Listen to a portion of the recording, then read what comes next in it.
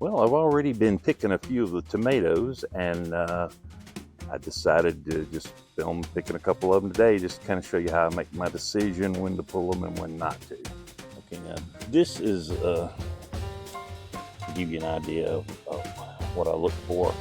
I always look for this little brown kind of rim right around there, and then a little bit of coloration, which we're getting that, and I just get it in my hand and I kind of rock it back and forth a little bit as I put a little bit of pressure, and if it comes right on off like that, there you go.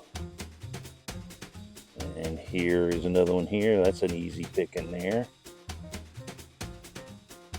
And it has that kind of yellowish look.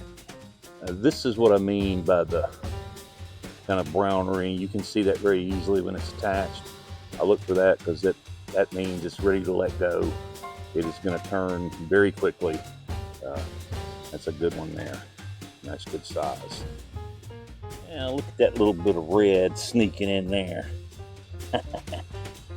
Oh, I tried to hide from you, didn't you? It's starting to turn real good there. Well, here's a couple more you rascals hiding down here. There's one. And there is another one. Good sized one hiding in there. There we go. Got you out of there. Okay.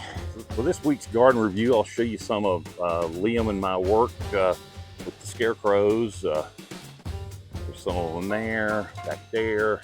I wish the sun was really bright today. I'll have to shoot some when they're really cutting up. But what they do is they catch the sunlight, and all against the fence and all on the ground, it's like it literally looks like a disco ball, and making all the little, little spheres of light dance around. And oh wait, we get a little sun. You can see a little bit of it. The camera doesn't capture it as bright as it actually is, but it turns out pretty good. Now I have another guest to introduce. It's my first antelope. If you can see it, there it is, right there. Yeah. Hanging in there. There might be a couple more. I haven't found them yet, but at least I know it can be done, and we'll see what happens. Well, let me unload here a little. Let's see. We got 1, 2, 3, 4, 7, 8, 9, 10. There's a dozen. And 14.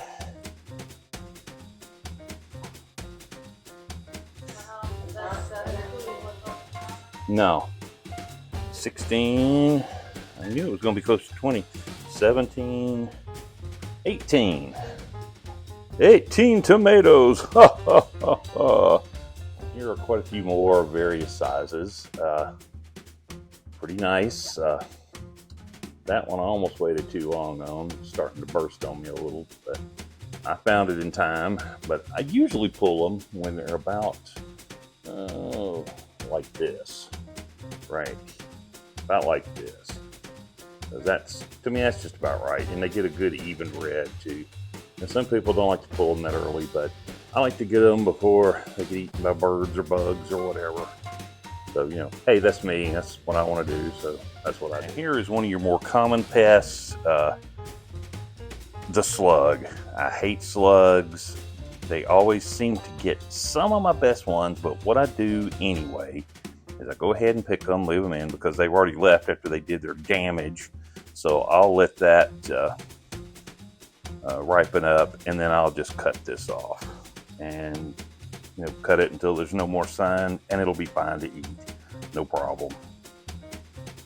But I only lose maybe a half dozen, maybe a dozen a year, so it's not that big a deal because I get so many. But they always get the good ones though. I don't know. For my favorite thing about gardening. Oh, hello dogs, you're in the shot too. What do you know? Bagging as usual. One of my favorite things for people who really know me, and that's eating. And this is the first tomato that ripened out of my garden. I've already made one sandwich out of it. As you can see, it's been cut. But, you know, got it face down to keep it nice and fresh until I made a second sandwich, which I'm about to do right now. Now for one of my favorite foods and very favorite activities. Yes, filling my ample gullet.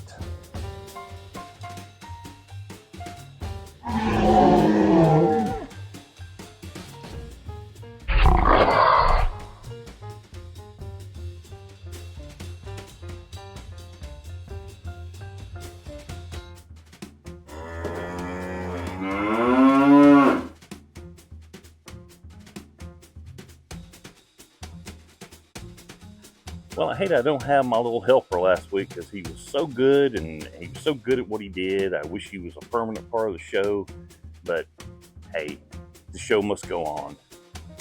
And that's the end of another one. Gardening with Ron, almost live from North Texas.